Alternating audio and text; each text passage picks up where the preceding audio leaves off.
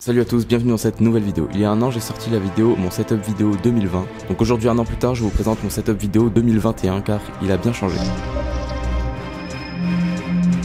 Du coup la vidéo va se dérouler un petit peu comme l'année dernière. Je vais d'abord vous présenter mon matériel pour filmer, ensuite mon matériel pour le son, ensuite la lumière, mes accessoires et ensuite mon setup bureautique avec mes logiciels. Et du coup on est parti tout de suite, je vous présente ma caméra principale, celle qui est en train de me filmer actuellement, donc on va faire un petit switch. La voilà juste ici, le Lumix G7 qui est ici monté avec un objectif 14-140. Avec ça j'ai également un objectif 25 mm qui ouvre à 1.7. Pour ne pas avoir de problème de batterie, j'ai ici deux batteries en plus et il y en a une déjà dans l'appareil. Et un chargeur qui peut en charger deux en même temps, ça c'est pratique. Dans la petite poche avant ici, j'ai un nettoyeur d'objectif et aussi un petit pinceau qui permet d'enlever les poussières. D'ailleurs toujours pour laver l'objectif, j'ai aussi ce petit truc qui permet de souffler comme ça enlève un petit peu les poussières de l'objectif également. Et enfin toujours avec le G7, j'ai un filtre ND Gob, voilà juste ici, et c'est un filtre ND variable, donc c'est extrêmement pratique. Je l'ai pas encore énormément utilisé, mais ça peut vraiment servir, notamment pour faire des photos également. Et juste pour que je puisse le remettre, je vous montre tout de suite le trépied sur lequel il était posé. C'est un trépied Manfrotto et je crois que la référence c'est Compact Action. Ce qui est bien, c'est qu'il peut rentrer dans un sac pas trop grand, notamment un Eastpak par exemple. Il est relativement léger, assez solide, et du coup il prend pas de place, et en même temps il peut quand même se monter assez haut, donc c'est tout ce dont j'ai besoin quoi. Avant de replacer la caméra, je vous montre juste ma caméra secondaire qui était avant ma caméra principale. C'est donc le Lumix FZ82, donc je vous ai beaucoup parlé sur cette chaîne déjà. J'avais fait une vidéo que je vous mets juste ici où j'expliquais pourquoi j'avais changé en passant de celui-ci à celui-ci, parce que en soi les caractéristiques sont pas ultra différentes entre ça et ça, parce que disons que cet appareil pour un bridge il est vraiment très complet.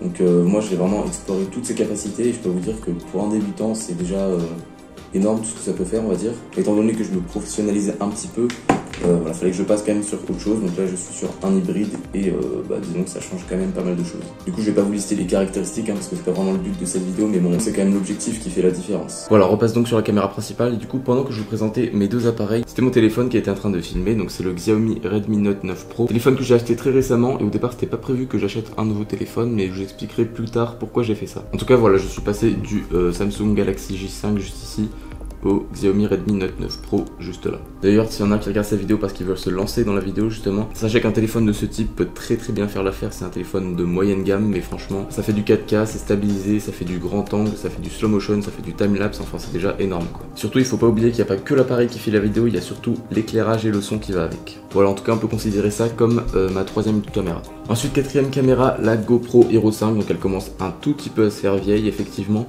mais franchement c'est toujours aussi qualitatif, même si maintenant par rapport à la GoPro Hero 9 qui est tout simplement incroyable, c'est vraiment différent.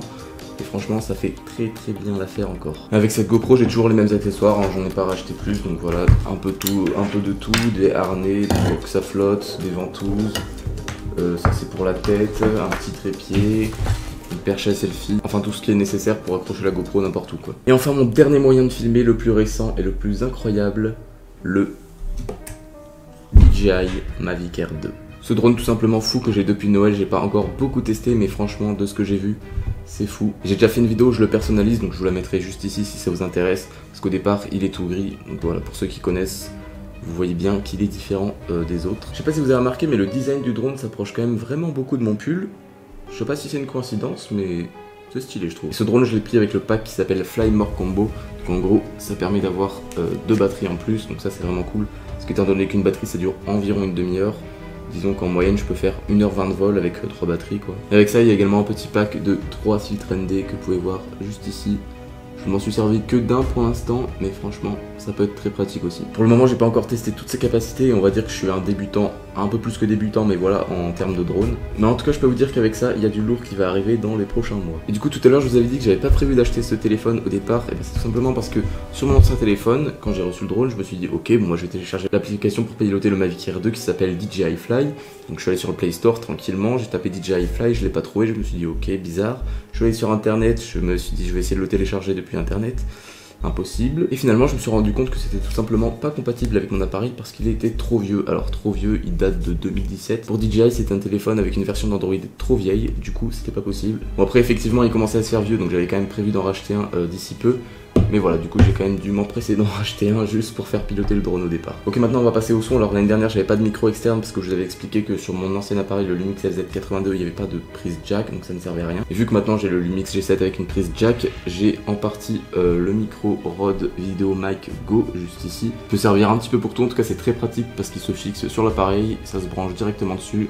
Et voilà, le son est synchronisé, il n'y a rien à faire. Ensuite, deuxième micro qui m'enregistre depuis le début de la vidéo, que j'ai depuis récemment. Le Blue Yeti, qui est un micro tout simplement incroyable, qui offre une qualité de son pépite. Il y a deux points pour moi qui sont ultra intéressants sur ce micro, c'est qu'à l'arrière, ici, on peut régler la directivité du micro avec 4 points différents, donc suivant la situation qu'on veut enregistrer, c'est très cool. Et deuxième point, en dessous du micro, il y a une prise jack, donc étant donné que ce micro, c'est un micro PC de base, il peut donc directement être branché à une caméra, donc c'est ce que je fais actuellement avec mon Lumix G7, qui est branché ici avec ce fil, directement en jack avec mon appareil, et du coup, j'ai pas besoin de faire de synchronisation de son, et c'est ultra pratique. Pour le son, actuellement j'ai donc deux softbox qui m'éclairent, j'en ai une juste ici et une juste là, donc je vous montre à quoi ça ressemble. Voilà, j'ai donc pris celle que j'avais mis derrière, donc vous pouvez voir ça prend quand même pas mal de place, c'est le seul inconvénient que je leur donnerai. Et sinon ce qui est bien c'est que ça donne une lumière bien blanche, ça peut se monter bien haut, la lumière est relativement puissante. En plus des deux softbox, j'ai deux parapluies comme ça, donc là il n'est pas allumé, mais voilà, ça rajoute également des éclairages quand il y a besoin, donc c'est cool. Et dernière chose, je sais pas vraiment si on peut considérer ça comme de l'éclairage, mais en gros c'est une petite lampe qui, bon là n'est pas branchée, mais voilà, une petite lampe qui peut se tordre un peu dans tous les sens comme ça. Et je m'en sers des fois pour faire des petits effets de lumière, donc sur certaines vidéos par exemple je vous mets un petit extrait.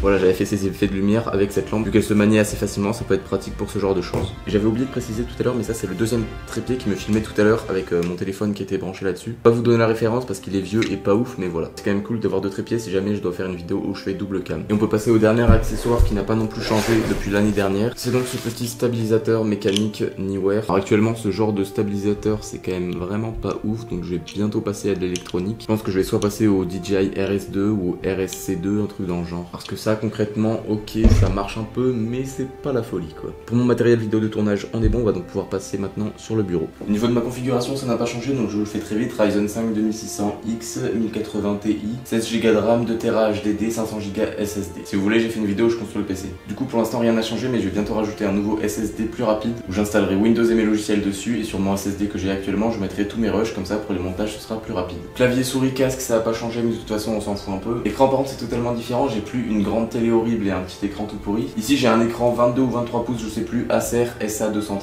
et ici écran de 2,5 pouces GW 2280T. Alors du coup comme vous pouvez voir, ils font pas tout à fait la même taille, c'est un peu dommage, du coup ça s'accroche pas parfaitement, on ressent pas trop la différence, et de toute façon avoir un double screen avec des écrans d'assez bonne qualité, c'est ça l'essentiel. Niveau logiciel, ça a changé également, je suis plus sur Filmora 9, je suis passé sur la suite Adobe, et donc pour le montage je suis sur Premiere Pro et quelques fois After Effects, pour l'instant très peu. Pour les miniatures je suis sur Photoshop, pour retoucher mes photos je suis soit sur Photoshop soit sur Lightroom. Après c'est un petit peu moins par rapport à la vidéo, mais j'utilise également Illustrator et InDesign. Illustrator, j'ai par exemple créé mon nouveau logo grâce à Illustrator, mais ce logo je vous en parlerai dans une prochaine vidéo. Pour conclure, faire de la vidéo c'est un gros investissement. Quand on est passionné par la beauté et la qualité des images et du son, on n'a pas vraiment le choix. Et en parlant d'investissement, encore une fois, pour celles et ceux qui voudraient se lancer dans la vidéo, je vous conseille justement d'investir, et surtout d'investir directement dans la qualité. Si vous n'avez pas l'argent nécessaire, attendez et n'achetez pas des trucs moyens, achetez directement de la bonne qualité. J'ai pas mal d'exemples personnels qui le démontrent, notamment avec ce stabilisateur. Je regrette de l'avoir acheté parce que je sais qu'en électronique c'est la base. Pareil pour mes deux premiers trépieds parce que celui-ci c'est donc le troisième. Je dirais pareil même par rapport à la caméra parce qu'en achetant celle-ci je savais que je voulais une prise jack et il n'y en avait pas là-dessus. Pendant 2 ans ça m'a dérangé, donc voilà, vraiment si vous voulez quelque chose de qualitatif, dépensez l'argent qu'il faudra. Alors je vous invite pas à la consommation non plus, mais ce n'est qu'un conseil suite à mon expérience personnelle. J'espère que cette vidéo vous aura plu et intéressé. Si c'est le cas, l'espace commentaire est fait pour ça, et également si vous avez d'autres questions. Et sur ce, je vous dis ciao.